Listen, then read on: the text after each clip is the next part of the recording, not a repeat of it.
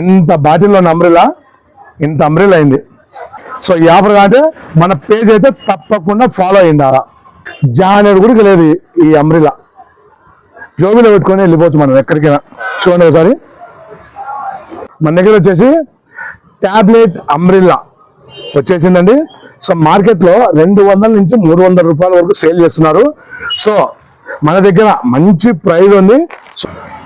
Pocket size umbrella చాలా చాలా చాలా బాగుంటుందండి ఈ అంబ్రెల్లా.